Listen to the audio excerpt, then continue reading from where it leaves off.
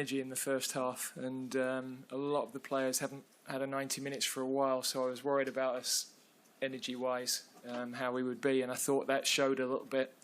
Also, then we didn't keep the ball quite as well, and of course then Serbia have to come because they need the goal. So less control, still had an excellent chance towards the end, but pleased that we had to show a different side, that we had to show that resilience to defend our box, because I think as a group that really builds a huge spirit. Yeah. Hi, Gareth. A lot of people have been fretting about the defence, and Mark Gahey in particular. He was outstanding tonight. How have you dealt with that? Do you think he's been under any extra pressure with that? And you must have been delighted with the way he responded. Yeah, I saw the player that plays every week for his club, positionally sound, calm. Tonight was an even bigger test because he's stature-wise, he's not one of the biggest centre-backs, and there was going to be a lot of aerial ball in the box, and he dealt with that really well. So, yeah, I thought he transferred what he does with his club onto the biggest stage, and he showed what a good player he is.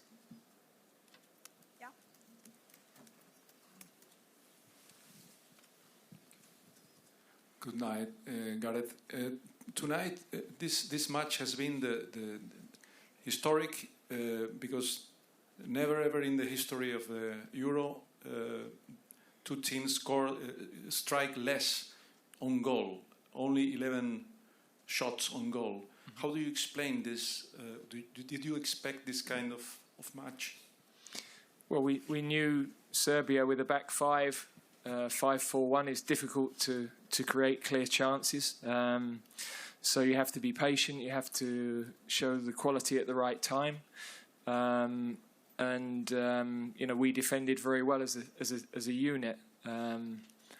So no, I think there, as I said, I thought both teams. Well, it's not for me to talk about Serbia, but our team ran out of some energy, and that didn't surprise me because the lack of 90 minutes that lots of the players have had.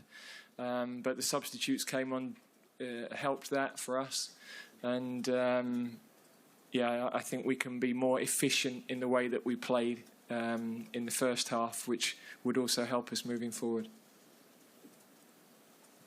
Hi Gareth, just quickly, Trent in midfield today, a bit of a mixed picture, but Jude says he's looking forward to playing more with him. Is he going to get a chance later in the tournament? Well, I was really pleased. Of course, Jude has such a prominent role, but he goes forward a lot, and Trent had to cover a lot of spaces that, you know, it is not a role he's done very often at all. So I thought he showed great discipline.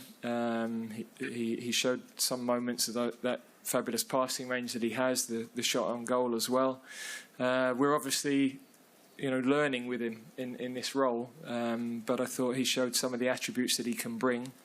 And whatever we do in there, we're going to be playing a young player or an inexperienced player. So it was great to see him come through that test.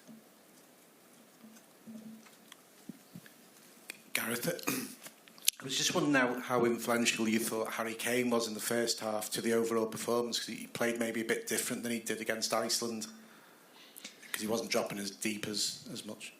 Yeah, I mean, I thought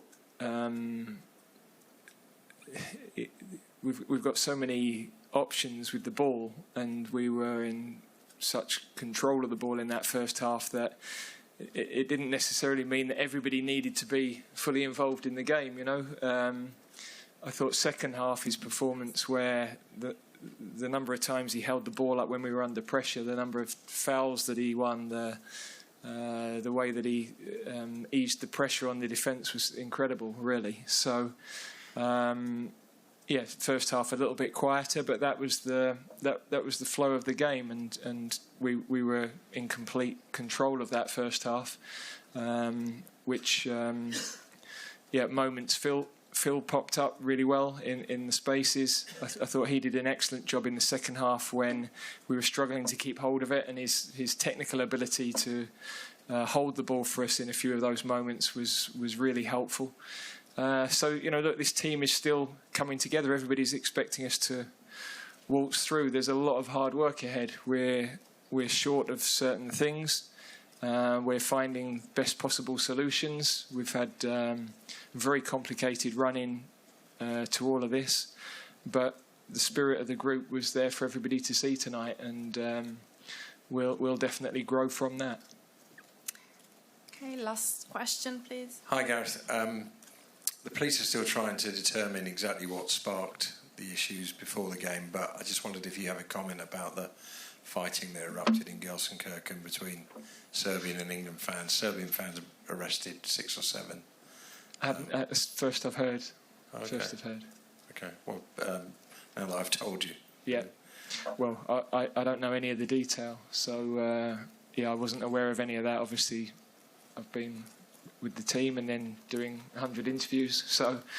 But no, I wasn't aware of any of that. First I've heard. We can pick that up. Cheers, guys. Thank you. Thank you very much.